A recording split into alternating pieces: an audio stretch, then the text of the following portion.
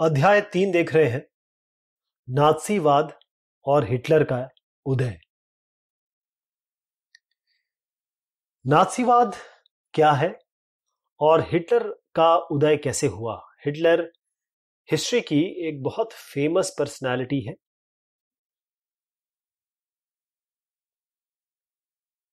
कहानी की शुरुआत इस तरीके से करेंगे कि 1945 में जो वसंत ऋतु में हेमलुट नामक एक 11 वर्षीय जर्मन लड़का है, बिस्तर पे लेटा हुआ है, माता पिता की बातें सुन रहा है और माता पिता इस बात पे बहस कर रहे थे, डिस्कस कर रहे थे कि क्या हम खुद अपनी जान ले लें या बच्चों को भी साथ में लेके जाएं, यानी हम खुद खत्म हो जाएं, अकेले खत्म हो जाएं या बच्चों को भी लेके जाएं, क्योंकि उन्हें भविष्य सुरक्षित नहीं दिखाई दे रहा था। ये हेलमुट के माता पिता को उनका ये कहना था, उनके माता पिता का, कि जो मित्र राष्ट्र है वो हमारे साथ उसी तरीके से व्यवहार करेंगे जो उन्होंने अपाहिजों और यहूदियों के साथ किया। अगले दिन वो हेलमुट को लेकर बाग में घूमने गए। बस यही आखिरी मौका था जब हेमलुट ने अपने पिता को देखा। दोनों ने बच्चों के पुराने गीत गाए, माता पिता ने खेलते कूदते समय बिताया। लेकिन कुछ देर बाद ही हेलमुट के पिताजी ने खुद को गोली मार ली। हेलमुट अभी भी ये बातें याद करता है और वहां पर क्योंकि बात ये हो रही थी कि बच्चों को साथ में मारा जाए या खुद मारा जाए, तो हेलमुट अपने घर में, या ये कहें कि अपने घर में माता के हाथ से खाना नहीं खा पाया 9 साल तक, क्योंकि उसे डर लगा रहता था कि कहीं माँ उसे जहर ना दे दे। ये एक कहानी की शुरुआत बड़ी दुखदाई है, लेकिन ये जो हेलमुट की सच्चाई है वो ये है कि उसके पिता नात्सी थे। आगे चल के हम जानेंगे कि नात्सी एक संगठन था, एक पार्टी थी। वहीं से ये उसके जो लोग थे उन्हें नात्सी कहा जाता है। एडोल्फ हिटलर, ये साहब है एडोल्फ हिटलर। जैसे मैंने बताया कि बहुत महत्वपूर्ण भूमिका इन्होंने निभाई, इस तरीके से कि इनका नाम आज भी जाना जाता है, जो इन्होंने अन्याय किया और जो, क्योंकि इनको राष्ट्रवादी, अगर जर्मनों की नजरों से देखा जाए तो बहुत बड़े ये नेशनलिस्ट थे, लेकिन बाकी लोगों के हिसाब से देखा जाए तो इन्होंने बहुत अन्याय किया।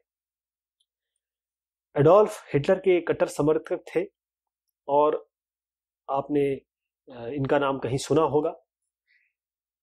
हिटलर का ये काम था, या हिटलर इस तरीके से आए थे कि वो अपने देश को, जर्मनी को, बहुत ताकतवर देश बनाना चाहते थे और पूरे यूरोप पे वो कब्जा करना चाहते थे, जीतना चाहते थे। उन्होंने बहुत सारे लोगों, देखिए, केवल यहूदियों के साथ अन्याय नहीं किया, यहूदियों को नहीं मरवाया, बल्कि उन्होंने कई लोगों के साथ ऐसा किया, यहां तक कि उन्होंने अपने जो जर्मन लोग हैं उनको भी खत्म किया। किन लोगों को, इसके बारे में बहुत तफसील से, बहुत डिटेल में हम जानेंगे। तो ये नात्सीवाद का जो शब्द है, हेलमुट से हमने जो जोड़ा, ये नात्सीवाद था क्या? क्यों इनके पिता ने आत्महत्या की? किस लिए वो डरे हुए थे? तो कहानी ये थी कि मई 1945 में जर्मनी ने, जो मित्र राष्ट्र है, देखिएगा, जो विश्व युद्ध हुआ उसमें मित्र राष्ट्र जो है, मित्र राष्ट्र का नेतृत्व पहले ब्रिटेन और फ्रांस के हाथों में था, फिर सोवियत संघ और अमेरिका इसी गठबंधन में शामिल हो गए इनके साथ। यानी कि ब्रिटेन, फ्रांस, अमेरिका और सोवियत संघ, एक पार्टी ये थी और एक पार्टी ये थी जो जर्मनी, इटली और जापान की थी।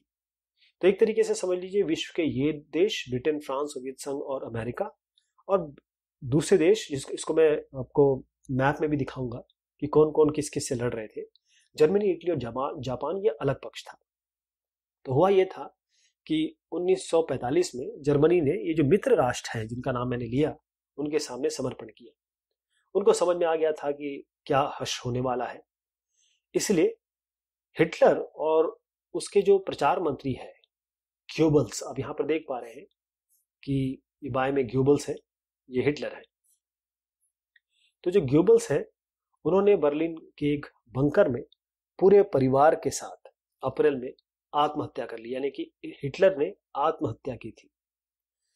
उसके बाद युद्ध के बाद, अब ये युद्ध क्या हुआ इसके पहले की सारी कहानी हम देखेंगे, लेकिन ये आखिर की बात बता रहा हूं मैं आपको कि युद्ध जब खत्म हुआ तो उसके बाद जो न्यूरेमबर्ग है उसमें बाकायदा एक सैनिक अदालत, इंटरनेशनल अंतर्राष्ट्रीय सैनिक अदालत बनाई गई। तो जो भी हुआ युद्ध में, शांति के विरुद्ध जो अपराध हुए, मानवता के खिलाफ जो अपराध हुए, युद्ध अपराध, उसके लिए जो नाथसी युद्धबंदी है, नाथसी जो पार्टी, इस पार्टी के लोग थे जो हिटलर की पार्टी थी, उस पे मुकदमा चलाना इनका काम था, जो ये संगठन बनाया गया या फिर अंतर्राष्ट्रीय जो संगठन बनाया गया। अब युद्ध के दौरान जो जर्मनी का व्यवहार था इंसानियत के खिलाफ था। जो जो उन्होंने किया दुनिया में इसकी निंदा की गई। लेकिन ये कृत्य क्या थे, क्यों हुए, ये इसको जानना जरूरी है। हिटलर को कहना कि उसने ये किया वो किया, ये तो ठीक है, किया उसने, लेकिन इसके पीछे कारण क्या था।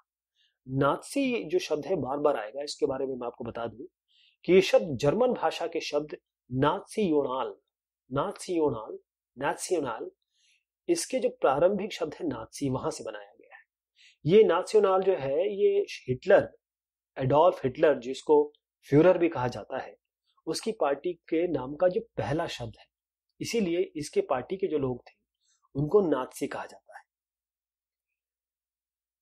दूसरे विश्व युद्ध के जब हुआ, इसमें जर्मनी ने जनसंहार शुरू कर दिया। इसका मतलब ये था कि कुछ खास नस्ल के लोगों को सामूहिक रूप से मारा गया। युद्ध में 60 लाख यहूदी, 2 लाख जिप्सी और 10 लाख पोलैंड के नागरिक थे। इतने सारे लोग मरे। अब यहां बात खत्म नहीं होती है। आप हमेशा नाम इस तरीके से जोड़ा जाता है, या आप कोई डॉक्यूमेंट्री देखेंगे उसमें देखेंगे कि जो हिटलर ने यहूदियों के खिलाफ बहुत कुछ किया, लेकिन उनके खिलाफ 60 लाख यहूदियों को तो मारा ही मारा, साथ में अपने जो नागरिक थे, जर्मन नागरिक 70,000, जो मानसिक और शारीरिक रूप से ये अपंग घोषित कर गए थे, किसी का पैर नहीं, कोई दिमागी रूप से अगर ठीक नहीं है, 70,000 जर्मन नागरिकों को भी मार दिया। इसके बाद जो विरोधी थे उनको भी मारा गया। कत्ल खाने बनाए गए जिसमें जहरीली गैस, जिसको बहुत आपने जैसे शिंडलर लिस्ट वगैरह बहुत सारी ऐसी पिक्चरों में, डॉक्यूमेंट्री में दिखाया गया है। तो जहरीली गैस में बहुत सारे लोगों को एक साथ एक उसमें गैस चैम्बर में भर दिया जाता था और मार दिया जाता था। लेकिन उसके बाद न्यूरेमबर्ग की अदालत जो बनी, जैसे मैंने आपको बताया, उसमें केवल 11 मुख्य जो नाथसी है उन्हीं को सजा दी गई, बाकी को उम्र कैद की सजा दी गई, क्योंकि जो बर्बरता ये नाथसियों ने की थी और जुल्म, उन्होंने मित्र राष्ट्र चाहते थे कि देखिए जर्मनी की पराजय तो हो गई है, लेकिन वो उनको कठोर दंड नहीं देना चाहते, क्योंकि वो भी ये जानना चाहते कि जिस तरह दंड पहले विश्व युद्ध के बाद जर्मनी पर थोपा गया था, पहले विश्व युद्ध के बाद ऐसा कुछ हुआ था जर्मनी के ऊपर जिसके कारण ये हिटलर या ऐसे लोग आए, नाथसी पनपा, तो वो कठोर दंड नहीं देना चाहते, क्योंकि अगर ऐसा होता तो फिर तीसरा विश्व युद्ध होता या कुछ ऐसी चीजें शुरुआत कर। देखिए, आप किसी के साथ कुछ गलत करेंगे या कुछ ऐसा कुछ कर देंगे, या उन लोगों को लगेगा कि हमारे साथ गलत हुआ है, तो वो विद्रोह करेंगे। अब जो भी प्रथम विश्व युद्ध के आखिर में जर्मनी के साथ हुआ, कई लोगों का मानना यह है कि नाथसी जर्मनी के उदय में इसी का योगदान था। क्या था, मैं फिर से बताता हूं। प्रथम विश्व युद्ध, इसके बाद जर्मनी की और मित्र देशों की जो जर्मन और जो सेंट्रल फोर्सेस हैं उनकी हार हुई। उसके बाद बहुत कुछ हुआ इनके साथ, वो अभी हम देखने वाले हैं। इसके बाद नाथसीवाद का जन्म हुआ और उसके बाद द्वितीय विश्व युद्ध हुआ, और द्वितीय विश्व जब युद्ध हुआ उसके बाद भी जर्मनी की हार हुई। लेकिन तब तक जर्मनी में क्या हुआ, जर्मनी इतना पावरफुल कैसे हो गया कि उसने लोहा लिया बाकी देशों से, बहुत पावरफुल देशों से, इसके बारे में जानेंगे कि नाथसी आए कैसे। तो शुरुआत हम करेंगे वाइमर गणराज्य का जब जन्म हुआ। जर्मनी एक ताकतवर साम्राज्य था 20वीं शताब्दी के शुरुआती सालों के बारे में बात करें। क्योंकि जर्मनी के साथ ही ऑस्ट्रिया है, तो उसने ऑस्ट्रियाई साम्राज्य के साथ मिलकर जो मित्र राष्ट्र है, इंग्लैंड हो गया, फ्रांस हो गया और रूस, तो जर्मनी और ऑस्ट्रिया ने किसके खिलाफ लड़ा? मित्र राष्ट्र इंग्लैंड, फ्रांस और रूस। यहां पर पहला विश्व युद्ध हुआ, दो पार्टी बन गई। अब 1914 से 1918 तक चला। दुनिया की जितनी भी बड़ी बड़ी शक्तियां थी इस युद्ध में आ गई, सबको अपना कुछ ना कुछ फायदा था, लेकिन उनको यह अंदाजा नहीं था कि युद्ध इतना लंबा खिंच जाएगा और ये पूरे आर्थिक दृष्टि से अगर देखा जाए तो यूरोप को खत्म कर देगा, निचोड़ देगा। तो फ्रांस और बेल्जियम पर कब्जा करके जर्मनी ने शुरुआत में काफी सफलताएं हासिल कर ली।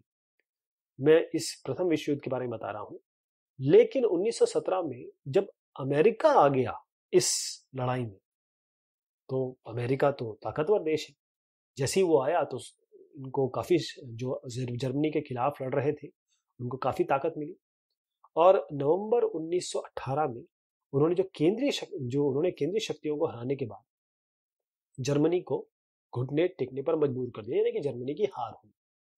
अब साम्राज्यवादी जर्मनी, इसकी पराजय हुई। सम्राट जो थे वहां के, उनको पदत्याग करना पड़ा और वहां की जो संसदीय पार्टी थी उनको जर्मन राजनीतिक व्यवस्था को एक नए सांचे में ढालने का एक अच्छा मौका उपलब्ध कराया गया। तो इसी सिलसिले में वाइमर है, इसमें एक राष्ट्रीय सभा बुलाई गई और संघीय आधार पर, फेडरल आधार पर एक लोकतांत्रिक संविधान पारित किया गया। अब नई व्यवस्था में क्या था कि जर्मन संसद को नाम इसका है राइक्सटॉग, इसके लिए जनप्रतिनिधियों का चुनाव किया जाने लगा।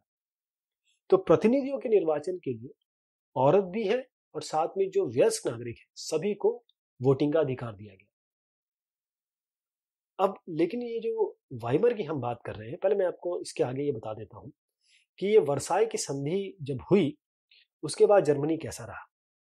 मैं ये बता रहा हूं कि क्या बीज बोए गए प्रथम विश्व युद्ध के बाद, जिसके कारण द्वितीय विश्व युद्ध हुआ और वो मेन कारण था नात्सियों के कारण, नात्सीवाद के कारण। तो ये जर्मनी है। अब इसमें जर्मनी 1914 की बात थी, 1914 है। उसके बाद ये राइनलैंड है। ये जो राइनलैंड आप देख रहे हैं, ये इसमें सैनिक नहीं है और यहीं पर इनका मेन, जैसे कहें कि संसाधन थे जर्मनी के। ये जो आप देख रहे हैं, ये वाले जो पिंकिश कलर में है, ये जर्मनी से जमीन जो ले ली गई थी, ये ले ली गई, ये ले ली गई, ये ले ली गई। और जो लीग ऑफ नेशंस है उनकी भी कुछ जमीन थी, उनके नियंत्रण वाली जमीन थी। तो हुआ ये कि ये जो आप देख पा रहे हैं इसमें उन इलाकों को देख रहे हैं जो संधि के बाद, जब संधि हो गई तो जर्मनी के हाथ से चले गए। तो जो नया गणराज्य, खुद जर्मनी के ही बहुत सारे लोगों को रास नहीं आ रहा था, क्योंकि नया गणराज्य बना था। वजह यही थी कि पहला विश्व युद्ध हुआ उसमें जर्मनी की पराजय हुई। उसके बाद जो विजयी देश थे जिन्होंने जीता, उन्होंने बड़ी कठोर शर्तें जर्मनी पे लगा दी। जो वर्साई की संधि हुई, मित्र राष्ट्रों के साथ जो वर्साई की संधि हुई, बड़ी जर्मनी की जनता के लिए बड़ा कठोर और अपमानजनक थी, मतलब बड़ी बेइज्जती हुई उनकी। आप देखिए कि जर्मनी को अपने सारे उपनिवेश, जो भी उसकी कॉलोनीज है, 10% आबादी, 13% अपना लैंड या भूभाग, जो उनके आयरन ओर के भंडार है, 75% लौह भंडार, और जो कोयले के भंडार है 26% फ्रांस, पोलैंड, डेनमार्क और लिथुआनिया को देने पड़े। अब जर्मनी की और कमर तोड़ने के लिए मित्र राष्ट्रों ने जो उसकी सेना है, जर्मनी की सेना, उसको भी भंग कर दिया।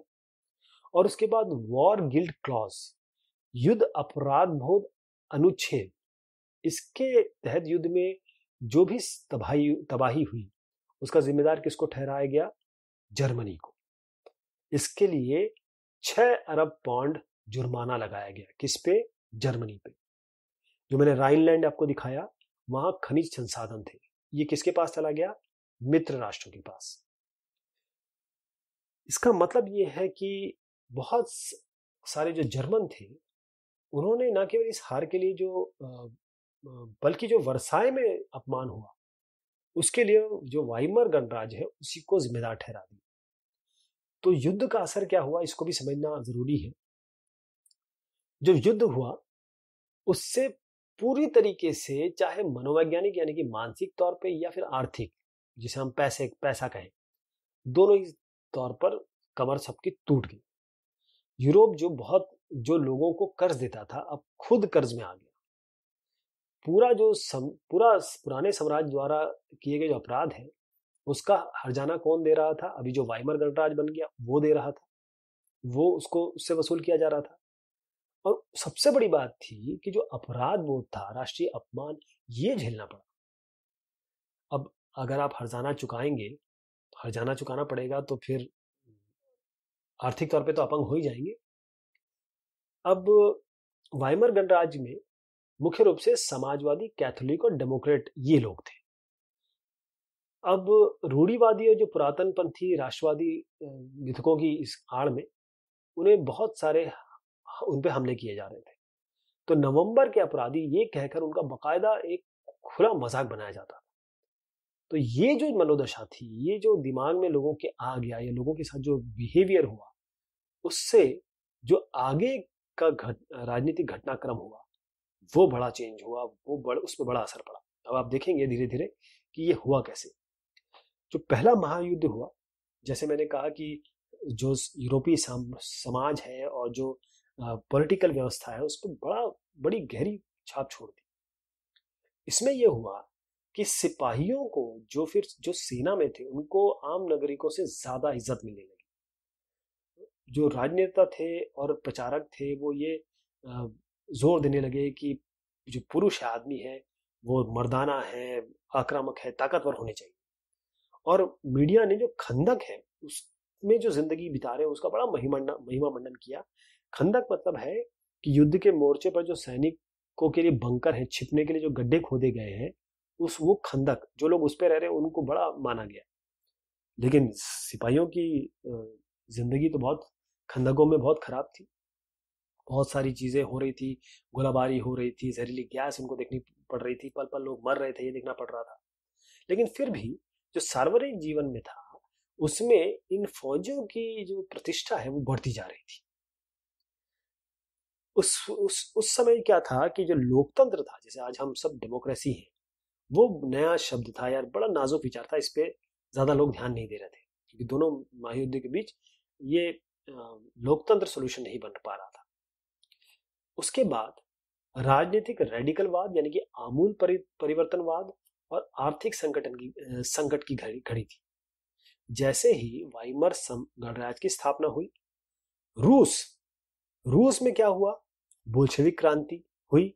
अब जैसे ही ये क्रांति हुई जर्मनी में भी, क्योंकि देखिए ये सब देश आसपास है और जो एक जगह चीज हो रही है दूसरी जगह उसका प्रभाव होता है, इफेक्ट होता है।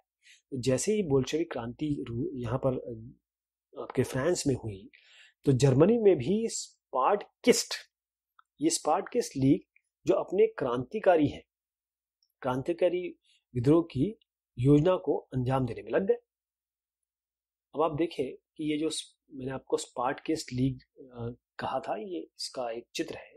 ये स्पार्टकिस्ट लीग नामक जो रेडिकल संगठन है उसने एक रैली यहाँ पर आयोजित हुई। देखिए कितने सारे लोग आए यहाँ पे।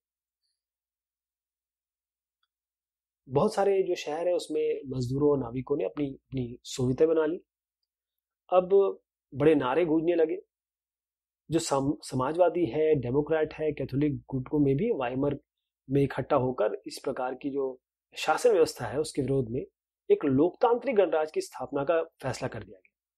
तो आखिरकार ये हुआ कि वाइमर गणराज्य ने जो पुराने सैनिक हैं उनको बुलाया, जो फ्री कोर के नाम से एक संगठन जो था उसकी मदद से ये जो विद्रोह होने वाला था या हो रहा था उसको कुचल दिया।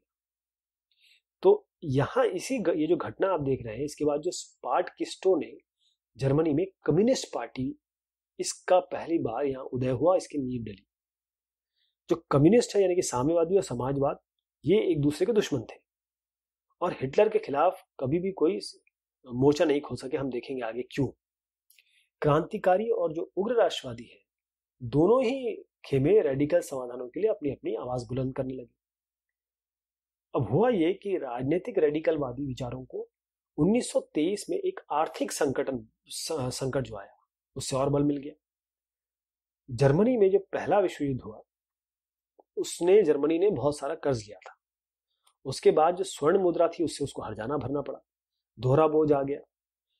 1923 में जर्मनी के जो कर्ज है हर्जाना चुकाने से जर्मनी ने इनकार कर दिया, क्योंकि अब इतना कितना देते रहेंगे, जनता को भी तो देखना है। अभी इसके जवाब में फ्रांसीसियों ने क्या किया कि इनका एक इलाका है, औद्योगिक इलाका है रूर, इस पे कब्जा कर लिया। ये जर्मनी में एक ऐसा इलाका था जहां पर कोयले के भंडार थे।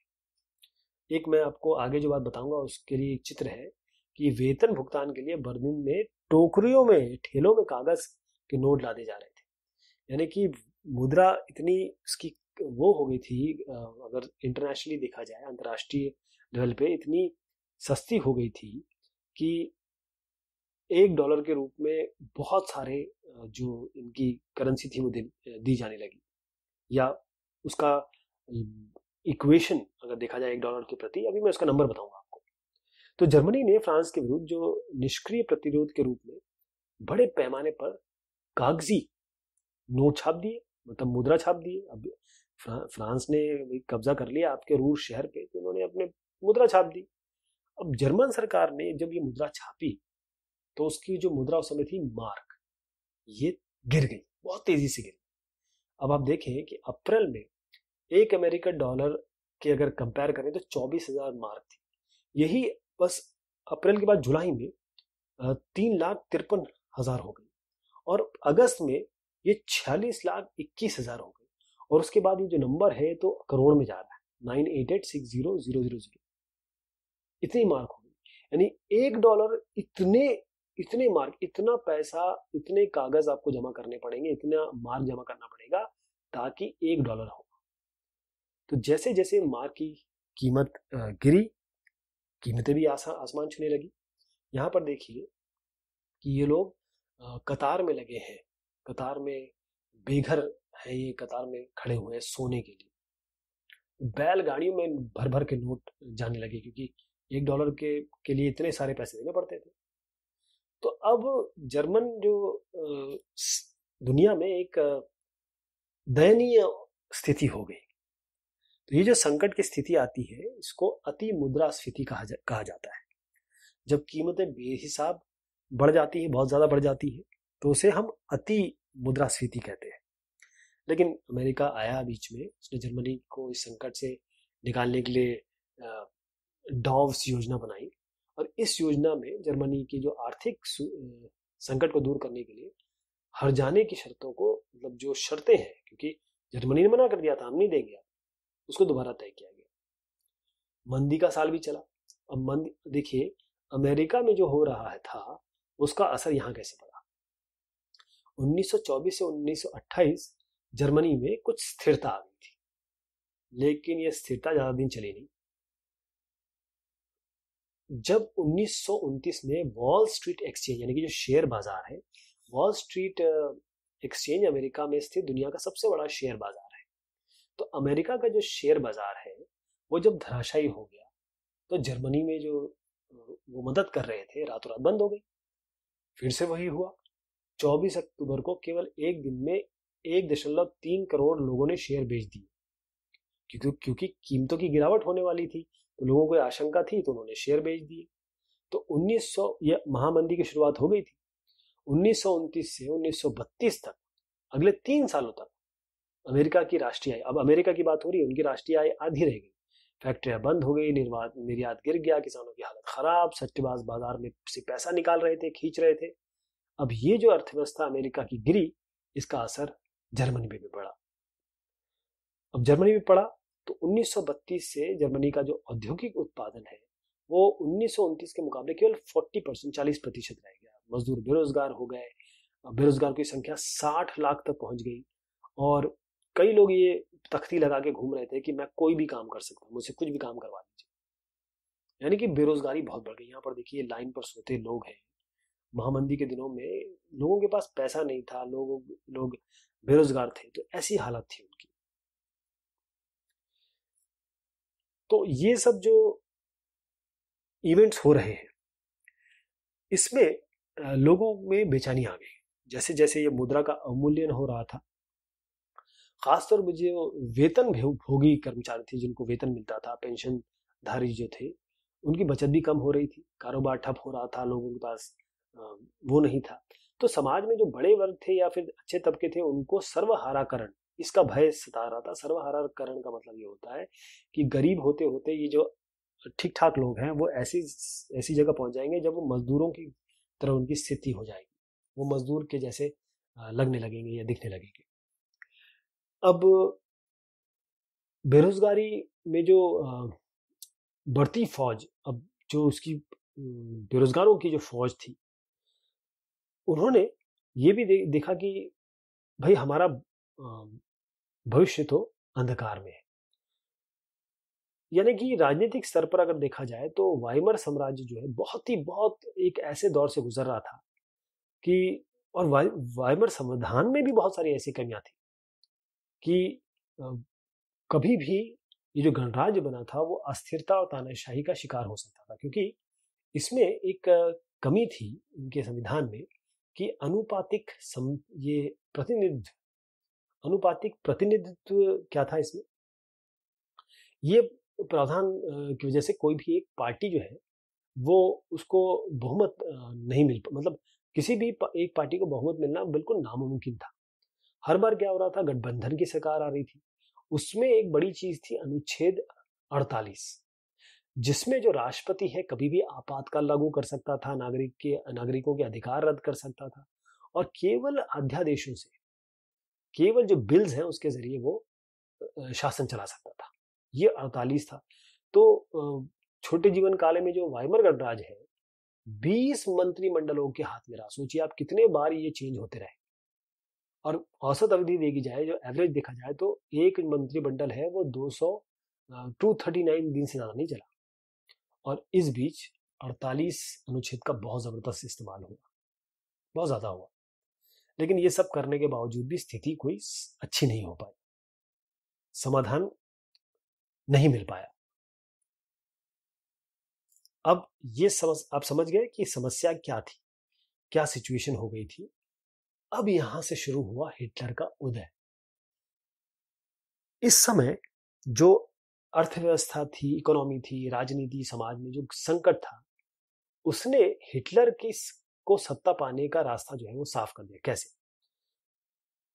जो ये हिटलर है 1889 में ऑस्ट्रिया में इनका जन्म हुआ था, और बड़े गरीबी से गुजरे, रोजी रोटी का कोई जरिया नहीं था, तो इसके कारण वो फौज में भर्ती हो गए। भर्ती के बाद वो एक संदेशवाहक का काम किया उन्होंने, कॉर्पोरल बने, और कई तमगे भी उन्होंने ले लिए।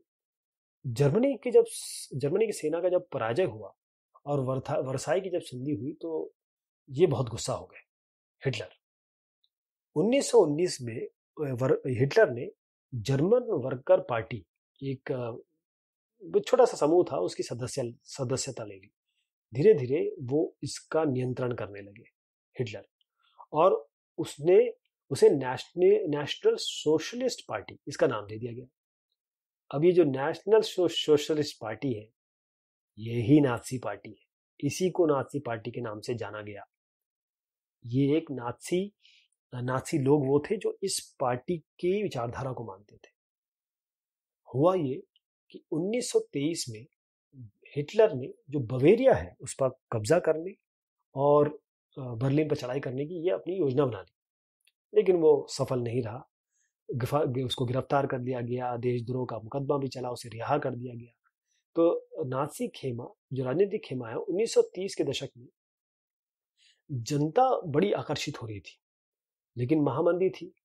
उसके बाद जो नाजीवाद है, क्योंकि और कुछ लोगों को दिखाई नहीं दे रहा था, उनको यही एक तरीके से दिखाई दिया, तो जन आंदोलन का रूप इसने ग्रहण कर लिया।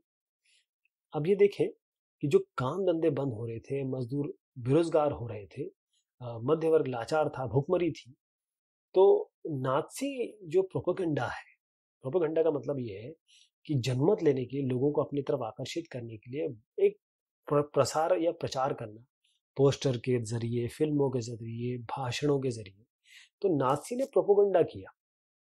तो जो प्रोपेगेंडा है उससे लोग आकर्षित हुए, उनको लगने लगा हाँ ये है हमारे सर्वे सर्वा, ये करेंगे हमको सब सही। तो 1929 में नाजी पार्टी को जर्मन संसद यानी कि राइक्सटैग की बात हम कर चुके हैं, उसमें चुनाव में जो हुआ, अब देखिए केवल 2.6 केवल 2.6% वोट मिले। लेकिन 1932 आते आते बहुत बड़ी पार्टी बन गई है, 37% वोट मिल गए इनको। ये देखिए न्यूरेबर्ग रैली है, ये रैलियां आयोजित की जाती थी, नाजी सत्ता का प्रदर्शन इन रैलियों का एक बहुत महत्वपूर्ण आयाम था। लोग उस बहुत बढ़िया भाषण वो देता था हिटलर, लोग इस बड़ा निष्ठा करते थे, उसकी निष्ठा से शपथ लेते थे।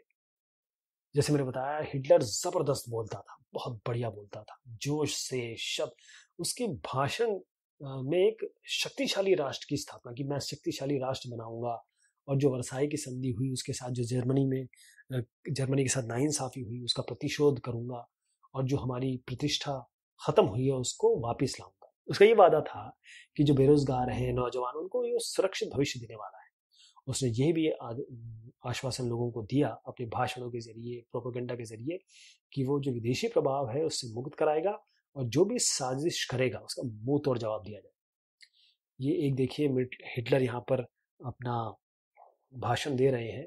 हिटलर द्वारा जो एसए और एसएस, इसको कतारों में के सामने भाषण दिया जा रहा है, यानी कि ये दर्शाने की कोशिश की जा रही थी कि नाजी की भव्यता कितनी है, नाजी की ताकत कितनी है। तो हिटलर ने राजनीति की बड़ी नई शैली अपनाई। उसने क्या किया, आडंबर, प्रदर्शन, इसको बहुत यूज किया। हिटलर के समर्थन में बड़े लोग आने लगे क्योंकि प्रोपेगेंडा था। बड़ी बड़ी रैलियां हुई, जनसभाएं हुई। ये स्वास्तिक यानी कि इस तरीके का जो साइन है, पता नहीं मैं बना पाऊंगा कि नहीं, हाँ, ये इस तरीके का एक साइन है, स्वास्तिक कहते हैं। इसके छपे जो लाल झंडे हैं, नाजी सैल्यूट, एक स्पेशल और अलग तरीके की तालियां बजाई जाती थी। तो ये बड़ा धुआंधार प्रचार हुआ। हिटलर को लोग एक मसीहा समझने लगे, एक रक्षक समझने लगे। उसको ये माना जाने लगा कि ये जो तबाही हुई है उससे उबारने के लिए ये हमारा आदमी है, ये हमें आगे पहुंचाएगा। तो ये सब क्योंकि वो देश जो था बड़ी भीषण आर्थिक और राजनीतिक संकट से गुजर रहा था। लोगों को कोई ना कोई ऐसा चाहिए था, या ऐसा उनको मिल गया था एक तरीके से, जो उन्हें इस सब चीजों से उभारेगा। अब देखिए लोकतंत्र का ध्वंस कैसे हुआ। 30 जनवरी 1933 को राष्ट्रपति जो हिंडनबर्ग साहब थे, उन्होंने हिटलर को चांसलर का पद संभालने के लिए बुला लिया। आइए आप चांसलर बनिए। शक्तिशाली पद था ये। तब तक जो नाजी पार्टी है रूढ़िवादियों को भी अपने उद्देश्यों से जोड़ चुकी थी, क्योंकि जब लोग अट्रैक्ट होंगे, आकर्षित होंगे, तो बाकी लोग भी तो हो ही रहे। सत्ता जैसी हासिल कर ली उसके बाद हिटलर ने लोकतांत्रिक शासन की संरचना और जो संस्थान है उसको भंग करना शुरू किया। तो फरवरी माह में जर्मन संसद भवन में एक बड़ा अग्निकांड हुआ, और बड़ा जिसे कहते हैं 28 फरवरी 1933 में एक अग्नि आदेश यानी कि फायर डिक्री, इसके जरिए जो अभिव्यक्ति है, प्रेस है, सभा, इसको करने के लोगों के जो अधिकार है उसको वापस ले लिया गया, उसको निलंबित कर दिया गया। तो वाइमर संविधान में अधिकार काफी अच्छे दिए गए थे, लेकिन हिटलर ने इन सबको बंद किया।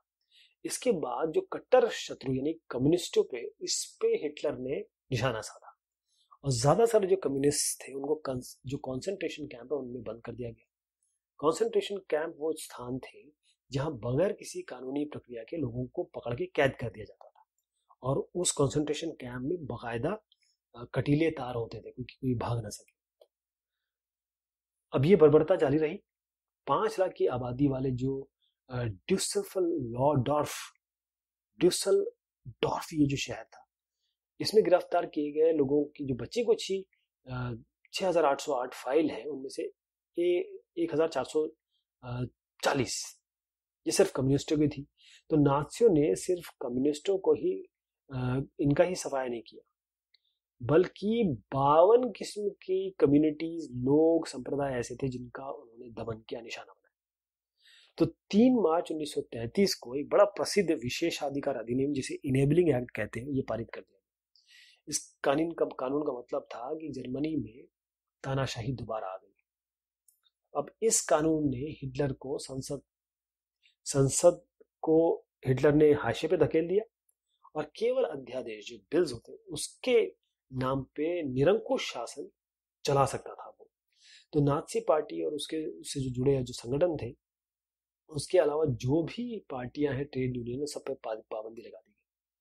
जो भी अर्थव्यवस्था, मीडिया, सेना और न्यायपालिका, उस पर राज यानी कि हिटलर का नियंत्रण स्थापित हो गया। तो पूरे समाज में जो नाजी है, उनके हिसाब से, उनको नाजी चाहते थे कि हमारे हिसाब से नियंत्रण हो जाए। तो उसके निगरानी के लिए सुरक्षा दस्ते बनाए गए, जैसे वर्दीधारी पुलिस है, स्टॉर्म ट्रूपर्स है, इसके अलावा जो गेस्तापो है, गुप्तचर है, ये गुप्तचर राज्य पुलिस है, विजिलेंस करती है और सीक्रेसी से काम करती है। एमएस हो गया, जिसे अपराध नियंत्रण पुलिस कहा गया, सुरक्षा सेवा एसडी, इसका भी गठन किया गया। तो जो ये दस्ते थे, उनको बकायदा अधिकार जो अनसंवैधानिक थे वो दे दिए गए। तो नाजी राज को एक बड़ा खूंखार आपराधिक राज्य इस तरीके से वो बन गया। अब गेस्तापो, ये जो जिन्होंने बताया, गुप्तचर राज्य पुलिस, गेस्तापो की यंत्रणा जो ग्रह है, उसमें किसी को भी बंद किया जा सकता था। ये नए दस्ते जो थे, किसी को भी बगैर कानूनी कार्रवाई किए गए इनको पकड़ लिया जाता था, देश निकाला दे दिया जाता था, दंड दिया जाता था और मार दिया जाता था। अब ये पार्टी तो आ गई, कौन सी? हिटलर की। हिटलर तो आ गया। अब पुनर्निर्माण कैसे हुआ? उसने क्या किया कि अर्थव्यवस्था, जो इकोनॉमी की हालत खराब थी, उसके लिए एक बड़ा जिम्मेदार अर्थशास्त्री साहब थे, हॉलमार शाख्त। इनको बनाया, उनको बोला कि देखिए आप ये संभालें अर्थव्यवस्था। शाख्त ने जो सबसे पहले क्या किया, सरकारी पैसे से जो चलाए जाने वाले जो रोजगार संवर्धन कार्यक्रम है, उसके जरिए 100% उत्पादन और 100% रोजगार ये उपलब्ध कराने का एक लक्ष्य बनाया। अब आप देखिए, जर्मन सुपर हाईवे, जो जनता की कार है, ये देखिए कि इसमें कहा गया है कि आपकी फॉक्सवैगन को, मतलब मजदूर भी इसे खरीद सकता है। तो ये जो कार फॉक्सवैगन है, ये सब इसी की परियोजना है। विदेश नीति में भी हिटलर को बड़ी कामयाबी मिल रही थी। 1933 में उसने लीग ऑफ नेशन से पल्ला झाड़ लिया। 1936 में राइनलैंड पे उसने कब्जा कर लिया। और एक जन, एक साम्राज्य और एक नेता, इसके नारे की आड़ में, क्योंकि आप जानते हैं कि जस्ट जर्मनी के बगल में साथ में ऑस्ट्रिया है, तो ऑस्ट्रिया को भी उसने अपने अपने जर्मनी में मिला लिया। उसके बाद चेकोस्लोवाकिया है, उसके कब्जे वाले जर्मन भाषी जो सुडेटनलैंड है, उस पर भी कब्जा कर लिया। और फिर धीरे धीरे धीरे पूरा चेकोस्लोवाकिया कब्जे में कर लिया। तो इंग्लैंड इस समय जरा शांत था, खामोश था, क्योंकि उसे कहीं ना कहीं लगता था कि जो संधि हुई है वर्साई की, उसमें जर्मनी के साथ नाइंसाफी हुई है। लेकिन जो जो कामयाबी मिल रही थी हिटलर को, अब आगे कुछ और होने वाला है। एक मैं आपको चित्र दिखाना चाहूंगा, ये नाजी सत्ता कैसे उसका विस्तार हुआ, यूरोप 1942 का चित्र है ये आपका बेहतर, मतलब ये जर्मनी है। और ये जो है आपके, ये फिनलैंड हो गए, हंगरी, स्लोवाकिया, रोमानिया, बुल्गारिया, ये ध्रुवीय शक्तियों को मदद देने वाले देश थे। अब जर्मन कब्जे वाले देश आप देखिए, ये सब जर्मन कब्जे वाले। तो ये वाले हो गया इटली, और उसका इलाका क्या हुआ, वो ग्रीन से दिखाया गया है। और ये स्वीडन हो गया, स्विट्जरलैंड हो गया, पुर्तगाल, स्पेन, ये आयरलैंड, ये सब जो देश थे तटस्थ थे, यानी कि ये किसी के साथ नहीं जा रहे थे, ना इसके साथ ना उसके साथ। लेकिन हिटलर यहां नहीं रुकने वाले थे। अब शाख्त ने एक सलाह दी कि भाई देखो, ऐसा है, सेना और हथियारों पर खर्चा ज्यादा मत करो, सरकारी बजट जो है घाटे में ही चल रहा है। नाजी जर्मनी में एहतियातमंद लोगों की कोई जगह नहीं थी। तो किया क्या, हिटलर ने शाख्त को हटा दिया। उसने एक नया विकल्प निकाला। उसने कहा कि हम अपनी सीमाओं को बढ़ाएंगे, वहां के संसाधन हमें मिलेंगे, तो इसकी लक्ष्य से 1939 में, सितंबर 1939 में उसने पोलैंड पे हमला कर दिया। बस यहां ये जो काम किया, उसी वजह से फ्रांस और इंग्लैंड, उसके साथ भी उसका युद्ध शुरू हो गया। तो सितंबर 1940 में जर्मनी ने इटली और जापान के साथ एक संधि कर ली। अब जर्मनी के साथ आ गया इटली और जापान। अब इस संधि में अंतर्राष्ट्रीय समुदाय में हिटलर और मजबूत हो गया। तो यूरोप के ज्यादातर लोग जो है वो नाजी जर्मनी का समर्थन करने वाले जितने भी देश थे उसमें कठपुतली सरकार बिठा दी गई। 1940 में हिटलर अपनी ताकत के उरूज पे था, यानी शिखर पे था। अब हिटलर ने क्या किया, अपना सारा ध्यान जो है पूर्वी यूरोप उसको जीतने में लगा दिया। वो जर्मन जनता के लिए, एक जर्मनी के लिए बड़ा नेशनलिस्ट था। वो उनके लिए संसाधन, रहने की जगह, जो लिविंग स्पेस है उसका इंतजाम करना चाहता था। अब उसने एक बड़ी बड़ी बेवकूफ़ी कर डाली, ऐतिहासिक बेवकूफ़ी थी। 1941 जून में उसने सोवियत संघ पे हमला कर दिया। बस ये आक्रमण से जर्मन पश्चिमी मोर्चा जो है उसमें ब्रिटिश वायु सैनिकों की बमबारी में आ गए, चपेट में आ गए, जबकि जो पूर्वी मोर्चा था वहां पर आ गए, वहां भिड़ रहे थे वो सोवियत सेनाओं से।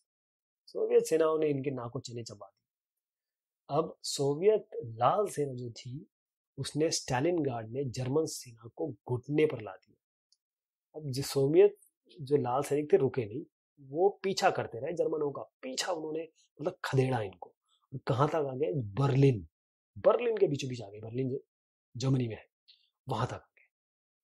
अब इस घटनाक्रम की अगली जो आधी सदी थी उसके लिए समूचे पूर्वी यूरोप पर सोवियत का वर्चस्व आ गया, सोवियत संघ का। अमेरिका तो बच रहा था क्योंकि अमेरिका पहला विश्व युद्ध देख चुका था, लेकिन बहुत लंबे समय तक वो इससे दूर हो रहा नहीं। हुआ ये था कि क्योंकि जर्मनी के साथ जापान था, जापान ने क्या किया कि उसने फ्रेंच इंडो चाइना पर कब्जा कर लिया और पर्ल हार्बर पे हमला कर दिया। जैसे ही पर्ल हार्बर पर बमबारी हुई, अमेरिका भी आ गया विश्व युद्ध में।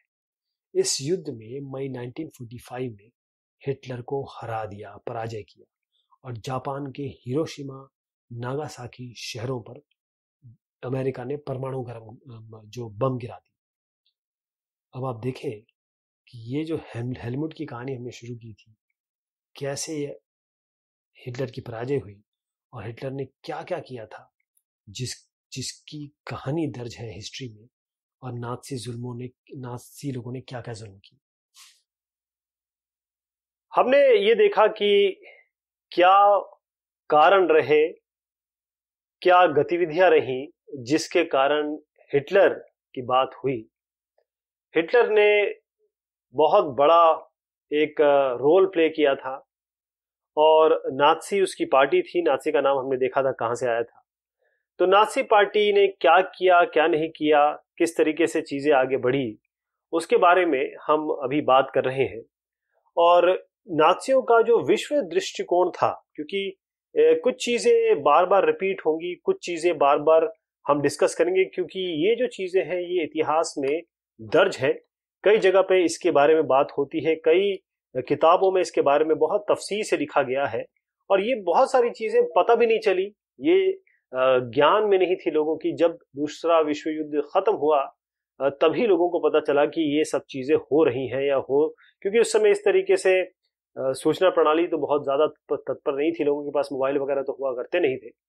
तो नाज़ियों के जो अपराध थे वो उनकी कुछ मूल मान्यता थी, और उसके कुछ खास व्यवहार थे। तो नाज़ी जो विचारधारा है, या फिर ये कहें जो नाज़ी पार्टी की विचारधारा से को समर्थन करने वाले लोग हैं, तो हिटलर के विश्व दृष्टिकोण का पर्यायवाचक थी इनकी एक दृष्टिकोण जो नाज़ी विचारधारा है। इस दृष्टिकोण में कोई भी बराबरी नहीं है, यानी कि समाजों में बराबरी का हक नहीं था, यानी कि जो नस्ल के आधार पर कुछ अच्छे हैं, कुछ बुरे हैं, कुछ बेहतर हैं, कुछ कमतर हैं। तो जो ब्लॉन्ड है, इनका नजरिया यह था कि जो ब्लॉन्ड है, यानी कि जो नीली, ब्लॉन्ड का शब्द का मतलब होता है कि नीली आंखों और सुनहरे बालों वाले, जिनकी नीली आंखें होती हैं और जिनके सुनहरे बाल होते हैं, इनको ब्लॉन्ड कहा जाता है। तो जो ब्लॉन्ड है, नीली आंखें वाले जो नॉर्डिक जर्मन आर्य हैं, आर्य बताए जाने वाले एक ये शाखा है नॉर्डिक जर्मन आर्य की। ये लोग उत्तरी यूरोपीय देशों में रहते थे और जर्मन के जैसे दिखते थे, जर्मन लोगों के जैसे दिखते थे। तो अब बात ये हुई कि ये नॉर्डिक जर्मन आर्य है, ये सबसे ऊपर है पायदान में, और यहूदी यानी कि ज्यूज ये सबसे निचले है।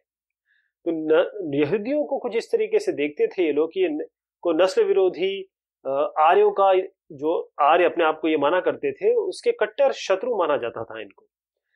अब बाकी जो थे, मैं इसको इस तरीके से बताऊं आपको कि सबसे ऊपर आप जर्मन समझ ले, और सबसे नीचे ये ज्यूज हैं या फिर यहूदी है। तो यहूदी यह के लिए लिखता हूं, बाकी जो है इसके नीचे आते, जिसके इनके बीच में आते थे, इसके नीचे और इनके ऊपर। तो इस तरीके से इन्होंने एक इनकी विचारधारा थी, दृष्टिकोण था कि लोग जो है नस्ल के आधार पर उन्होंने इन सबको माना, समाज को माना।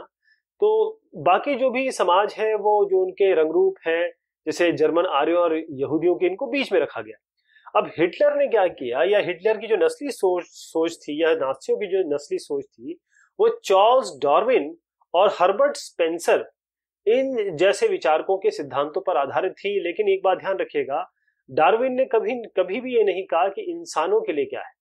डार्विन ने अपनी एक अवधारणा दी, एक बात कही, लेकिन अपने चीजों को प्रूव करने के लिए नाज़ियों ने इनका नाम लेके या इनकी विचारधारा को मान के ये माना कि हाँ, जो भी सबसे फिटेस्ट है वो रहेगा, बाकी सबको मरना पड़ेगा या वो चले जाएंगे। तो डार्विन वैसे प्रकृति विज्ञानी थे। उन्होंने जो प्रकृति चयन है कि जो जैसे एक पिग है या एक डॉग है, उसके बहुत सारे बच्चे होते हैं, लेकिन आपने देखा होगा कि बहुत सारे बच्चों में से 2 या 1 ही जी पाते हैं, बाकी सब मर जाते हैं। तो ये डार्विन की थ्योरी थी। अब हर्बर्ट स्पेंसर ने जो अति जीविता का सिद्धांत दिया, यानी कि सर्वाइवल ऑफ द फिटेस्ट, जो सबसे योग्य है वो जिंदा बचेगा, वही रहेगा। तो बाकी जो प्रजातियां हैं, अगर वो अपने आप को खुद ढाल लेती हैं, अडेप्ट कर लेती हैं वातावरण की स्थितियों से, तभी वो पृथ्वी में जिंदा रह सकती है। मैं फिर से बताना चाहूंगा कि डार्विन के चयन का जो सिद्धांत था वो पूरी तरीके से, बिल्कुल क्लियरली, विशुद्ध तरीके से प्राकृतिक प्रक्रिया के लिए था। इंसानी हस्तक्षेप के बारे में उन्होंने बात नहीं की थी। लेकिन जो नस्लवादी विचारक थे और जो राजनेता थे, उन्होंने अपनी बातों को सही ठहराने के लिए डार्विन का उपयोग किया। अब नाज़ियों की बड़ी बहुत सिंपल सी बात थी, दलील थी उनकी, कि जो नस्ल सबसे ताकतवर है वो रहेगी, बाकी सबको या तो खत्म हो जाएंगी या उनको खत्म कर देना चाहिए। तो जिस अपने आप को जहां वो मानते थे आर्य, वो नस्ल सर्वश्रेष्ठ है। और ये भी जरूरी है कि नस्ल को शुद्ध भी रखना है। ऐसा ना हो कि अशुद्ध लोगों के साथ क्रॉस करके, रिप्रोडक्शन करके गलत नस्ल आ जाए। तो हिटलर की विचारधारा का जो दूसरा पहलू था वो लेबेन्सट्राउम, यानी जीवन परिधि की भू राजनीतिक अवधारणा। इसका मतलब ये है कि लोगों को अगर बसाना है या लोगों को अपने लोग जैसे जो नस्ल उनकी है उसको आगे बढ़ाना है, तो उसके लिए उनको जमीन चाहिए होगी, इलाका चाहिए होगा, संसाधन चाहिए होगा। तो इसी विचारधारा के अनुसार हिटलर की नजर ये थी कि जर्मन राष्ट्र को ज्यादा संसाधन मिलना चाहिए, जर्मन लोगों को, और इससे जैसे संसाधन मिलेगा, जमीन मिलेगी, जगह मिलेगी, तो बेहिसाब शक्ति आ जाएगी उनके पास। तो बस इन्होंने, हिटलर साहब ने क्या किया कि वो आसपास के इलाके जो है उसको मिलाना शुरू किया, या मिलाने की एक सोच बनाई। और पोलैंड जो उनके बिल्कुल करीब में था, उनसे बाउंड्री मिलती थी, वो पहली इस बात की प्रयोगशाला बनी। नस्लवादी राज्य की स्थापना से हम क्या समझते हैं, फिर से मैं ही बताता हूं कि सत्ता या पावर में पहुंचते ही जो नाज़ी है, उन्होंने जो शुद्ध, वो मानते थे कि ये शुद्ध जर्मन है। जैसे हमारे यहाँ हिंदुस्तान में ब्राह्मण, वैश्य, आपके क्षत्रिय, वैश्य, शूद्र करके जो डिवीजन है, वो भी वहां पर उसी तरीके से समझ लीजिए कि ब्राह्मण सबसे ऊंचे हैं और ये शूद्र है वो उनको बहुत कमतर माना जाता था पहले जमाने में। आज तो सब बराबर है, लेकिन उस समय, क्योंकि ये पहले जमाने की बात हो रही है, वहां पर जो नस्ली समुदाय है उनकी स्थापना करनी है, उसके लिए वो उनका सपना था, इसको लागू करना था। तो उसके लिए क्या किया जो विस्तारित जर्मन है उसमें जितने भी मतलब जो भी उनके पास इलाका है उसमें जो समाज है और जो ऐसे नस्ल है जो अवांछित है, जिनको वो अशुद्ध मानते थे, उनको खत्म करना शुरू किया। वो केवल ये चाहते थे कि उनका जो समाज हो वो शुद्ध, बिल्कुल क्लीन और स्वस्थ नॉर्डिक आर्य हो। देखिए इसमें एक इंपॉर्टेंट शब्द आ रहा है स्वस्थ, यानी कि जो नॉर्डिक आर्य अस्वस्थ हैं वो भी उनके लायक नहीं, वो सब के सब अवांछित है।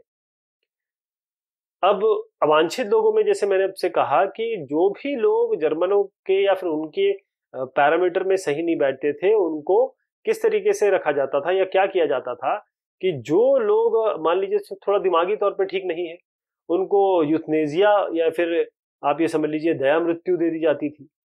तो जो मैंने शुरुआत में हमने जब बात शुरू की थी तो हेलमुट एक बच्चा था, उसके बारे में बात की थी, तो उनके पिता ने भी ऐसे, वो क्योंकि नाजी थे तो उन्होंने भी कई लोगों को जो जर्मन भी थे, जो मानसिक और शारीरिक रूप से जर्मन लोग थे, जो उन्हीं के श्रेणी में आते थे या उन्हीं के जो नॉर्डिक स्वस्थ नॉर्डिक अस्वस्थ नॉर्डिक आर्यों में आते थे, क्योंकि वो मानसिक और शारीरिक रूप से ठीक नहीं थे, तो बस उनको भी मार दिया। यानी कि ये नहीं कहा जा सकता कि यहूदी, देखिए यहूदियों का तो कत्लेआम हुआ, इसमें तो कोई शक नहीं है, लेकिन जो बाकी अवांछित श्रेणी के लोग हैं उनको भी इन्होंने खत्म किया। अब ये यहूदी के साथ ही नहीं हुआ, जो जिप्सी थे, अश्वेत थे, यानी कि जिनको जो थोड़े से ब्लैक कलर के थे, उनसे या तो जर्मन नागरिकता छीन ली जाती थी या फिर उनको मार दिया जाता था। रूसी और पोलिश मूल के लोग जो थे उनको भी थोड़ा कमतर माना गया। जब जर्मनी ने पोलैंड और रूस पे कब्जा करने की बात कही तो बहुत स्थानीय लोग, जब उन्होंने उस पे आक्रमण किया या फिर उनको मिलाने की कोशिश की, तो वहां के लोगों को गुलामों की तरह रखा गया और बहुत ही मतलब दयनीय अवस्था हो जाती थी जो इनके कब्जे में आ जाता था।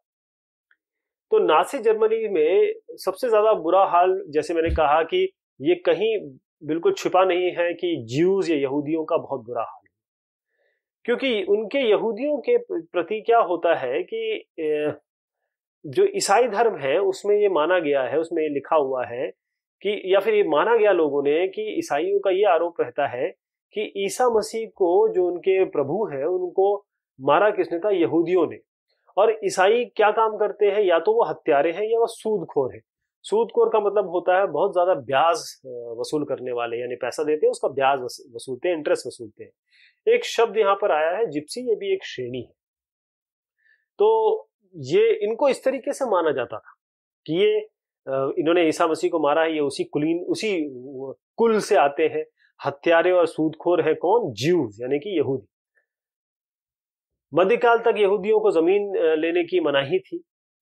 उसके बाद वो क्या करते थे कि या तो अपना व्यापार करते थे या फिर ये यही इंटरेस्ट का धंधा करते थे, और बाकी समाज से वो अलग रहते थे। यानी जैसे घेटोज नहीं होता है, जैसे दड़बा, मुर्गी का दड़बा होता है, वहां रहते थे। अब नस्ल संहार जो होता है, जैसे किसी एक, जिसे कहते हैं एथनिक क्लिंजिंग, उसके हिसाब से ईसाइयों को ने बार बार इनका सफाया किया। किनका? ज्यूज का।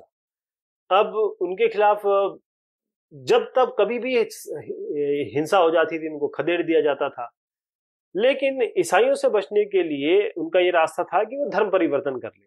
बट ये और ईसाइयों को कोई, अब ये समझिए, ईसाई जो यहूदी जर्मनी में रहते थे वो कोई अलग नहीं थे, वैसे ही दिखते थे, उन्हीं की संस्कृति में वो मिल गए थे। लेकिन हिटलर ये नहीं मानता था। उसकी वो जो है धर्म, वो मानता था कि धर्म अगर इन्होंने धर्मांतरण भी कर लिया है, यहूदी धर्म को या जूइश छोड़ के वो आ गए अगर इसमें क्रिश्चियनिटी में, तो इससे कोई असर नहीं होगा उनको। उनका मेन हिटलर का ये इंटेंशन था कि बस खत्म करो, ये पूरी की पूरी जो क्रीड है, नस्ल है, इसी का खात्मा होना चाहिए। तो सन 1933 से लेकर 38 तक नाजियों ने यहूदियों को बहुत, मतलब एक तो साधनों से हीन कर दिया, आतंकित किया, दरिद्र थे वो, और सबसे बड़ी बात उन्होंने की कि उनको अलग थलग कर दिया। जैसे हमारे यहाँ हुक्का पानी नहीं बंद होता है, वैसे कर दिया। यहूदी देश को छोड़ के जाने लगे, और 1939 से 45 तक, यानी 1939 से 45 के दौर में ये यहूदी है कुछ खास इलाकों में इकट्ठा करते थे। यहाँ पर ये मैं बताऊंगा, इसके बारे में थोड़ा सा डिस्कशन होगा कि यहूदियों को एक खास इलाके में इकट्ठा कर दिया जाता था और बस गैस चैम्बरों में डाल के उनको मार दिया जाता था। मतलब ये रणनीति अपनाई गई इस समय। आप सोचे आज के समय में ऐसी चीज हम सोच भी नहीं सकते कि जत्थे के जत्थे लोगों को ग्रुप में डाल के आप गैस चैम्बर में डाल दें, गैस वहां आएगी और लोग वहीं मर जाएंगे। इसके चित्र भी मैं आपको दिखाऊंगा, बड़ी भयावह स्थिति थी। अब आपको एक चित्र पहले दिखाता हूं, उसके बाद आगे का डिस्कशन करेंगे। ये है यहूदियों को गैस चैम्बर तक ले जाने वाली एक मालवाहक गाड़ी। मतलब जो जिसमें हम कोयला ढोते हैं ना, मालवाहक, वैसे लोगों को ढोया जाता था और लेके जाया जाता था वही गैस चैम्बरों की जगह पे और वहां मार दिया जाता था। तो यही इसका शब्द है, नस्ली कल्पना लोक, यूटोपिया। यूटोपिया भी ये शब्द आपको बहुत क्लियर हो जाएगा कि नस्ली कल्पना लोक क्या था।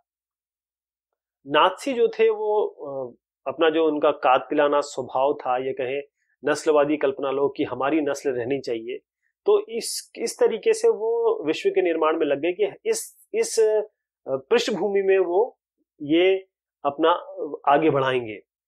तो जनसंहार हो रहा था और युद्ध, ये तो अब देखिए, अगर युद्ध होगा तो जनसंहार भी होगा। तो पोलैंड को पहली बात तो उन्होंने तहस नहस कर दिया। पहला तो पोलैंड की बुरी हालत हुई। उत्तरी पश्चिम पोलैंड का ज्यादातर हिस्सा जर्मनी में मिल गया। अब पोलैंड के लोग जो है अब क्या कर रहे थे, वो अब क्या करते थे, वो भागना पड़ा उन्होंने। वो इधर उधर जाके यूरोप के दूसरे देशों में अपना रहने लगे या फिर भागे वहां से। फिर उसके बाद उनको क्या किया गया कि जो मवेशियां होते हैं जानवरों की तरह, उनको दूसरे हिस्से में पहुंचा दिया गया, जो कि वहां के निवासी थे, पोलैंड के निवासी ही, वहां से उनको भगा दिया गया, फिर एक जगह जमा कर दिया गया।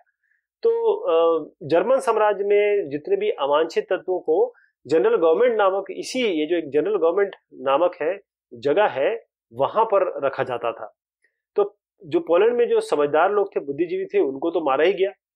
और एक तरीके से क्या कर दीजिए कि जो पोलैंड को बौद्धिक और आध्यात्मिक तौर पे इन्होंने, जर्मनी ने या फिर क्या कहे नाजियों ने, गुलाम बना लिया। अब हो क्या रहा था कि क्योंकि पोलैंड और जर्मनी एकदम आसपास है, जैसे हिंदुस्तान और पाकिस्तान आसपास है, तो हिंदुस्तान और पाकिस्तान में देखिए लोग एक जैसे दिखते हैं, एक जैसा खाते हैं, एक जैसा बात करते हैं, सारी दोनों भाषाएं भी एक है, बहुत कम अंतर है उनमें, क्योंकि एक ही देश से बना है।